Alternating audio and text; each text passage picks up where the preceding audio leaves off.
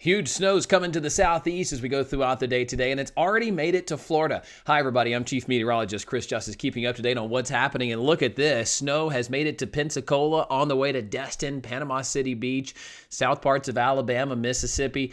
We've got blizzard warnings in Louisiana, west of New Orleans, and it is a mess down there. You have to think many of those areas are elevated roadways similar to a bridge, and that is leading to a big mess because that just immediately sticks and freezes, where we're talking several inches of snow heading into many areas of the south that typically don't see it. Let's get right down to business and show you what's going on with brand new computer model data. Let me know in the comment section where you're watching from right now, and if you're new to this channel, like always, please go ahead and subscribe, because my goal with severe weather like this is to give you early warnings. Like this video, let me know where you're watching from, subscribe, and turn on notifications, and we'll keep you up to date with the very latest of what's coming in.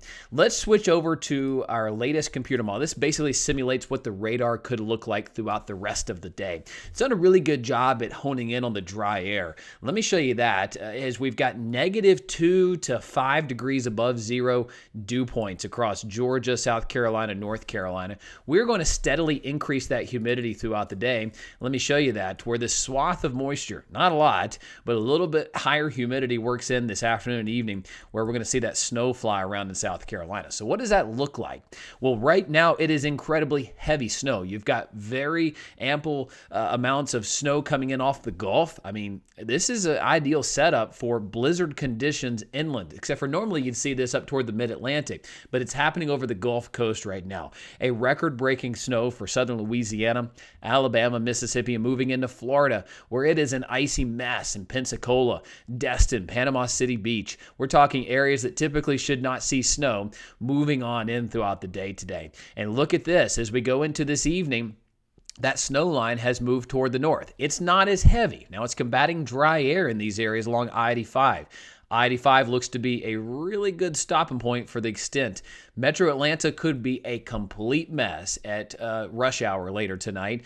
Same story for Anderson, Greenville County, Spartanburg County, Cherokee County near Gaffney, then up through Charlotte. It's going to be a really, really close call as to how far north this gets. Looks like that generally sets up for about 2 or 3 hours there, where south of 85 in the Carolinas and Georgia could have the most snow. Now, the bulk of this snow is going to be along the I-95 corridor. You've got this low moving in, and it taps into that Atlantic moisture and Gulf moisture and just really dumps on some snow here across South Georgia, Statesboro, Pooler, Richmond Hill, Savannah. I mean, we're talking areas that typically do not get snow that are going to get a lot of snow tonight. We're talking 3, 4, 5 inches of snow with winter storm warnings in those areas. Roads are going to be hazardous for many days in these areas. Now, notice the snow is pulling away from the upstate western North Carolina later this evening and continuing to move toward the coast, where it's going to be a snowy night. We're going to be waking up to some epic pictures tomorrow, and I hope you'll share them with me, in areas of Charleston, Hilton Head Island, Myrtle Beach, Wilmington, the Outer Banks. It is going to be a snowy scene at the coastline across Georgia, South Carolina, Tybee Island, Hilton Head, through the Outer Banks, and then it moves out to sea. So how much snow are we talking here? Well, the models here are not shying away at being very aggressive. Let's look at those precipitation totals with a brand new computer model here, assuming a 10-to-1 ratio, which is an accurate number because we've got extremely cold, dry air. So you're used to seeing wet snow in the south, where it, is probably a 6-to-1 ratio, meaning 1/10 of an inch of moisture will give you 1 inch of snow in this type scenario. So as we move forward here, again, those blizzard warnings along the Texas-Louisiana line, it's moving toward New Orleans, where the models are showing 6+ inches of snow will be possible. And again, they've gone ahead and shut down those roads. You can't get past the barricades because, again, in Louisiana, with it being wetlands, you've got those roads that are already elevated. It's basically a constant bridge, and those bridges are going to be completely socked in with ice and snow. This continues to move east throughout the day to where Panama City westbound through Destin, Pensacola. Again, this is the scene across South Florida right now in Pensacola. Wild, right? We're just not used to seeing that. Back to the models we go. Atlanta south, Greenville, Spartanburg south, through the southern parts of the upstate into Columbia. 1 to 2, maybe 3 inches of snow. And the models here are really going pretty bonkers here with the immediate coastline.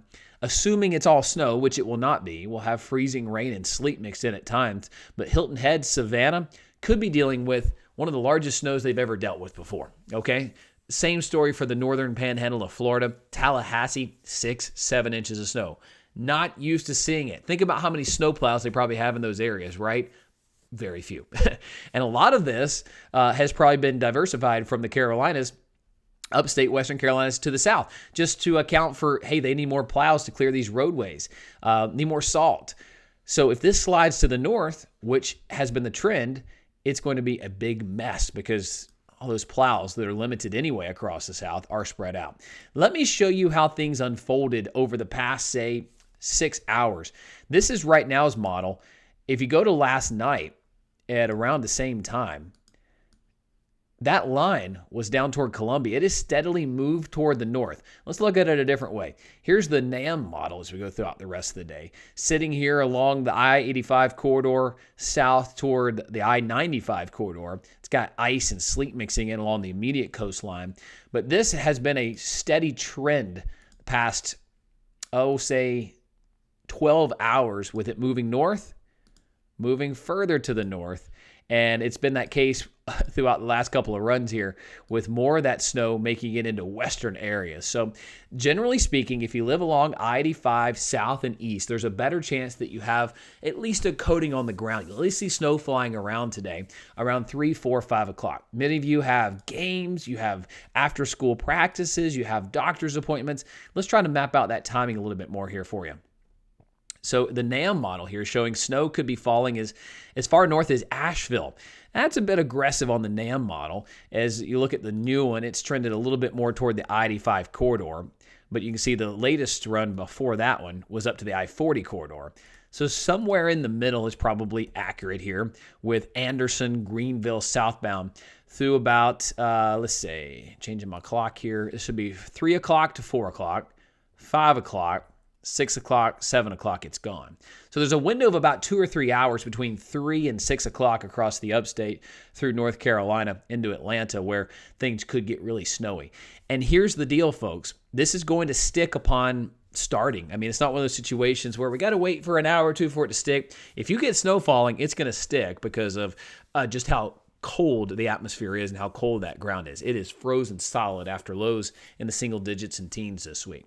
So you're asking about temperatures beyond this. That could be an issue tomorrow morning, as a lot of schools in the upstate of South Carolina, south of 85, have gone ahead and let kids out early today. And they've gone ahead and said, hey, we're just going to go ahead and plan on a 2-hour delay tomorrow, give things some time to warm up and thaw out.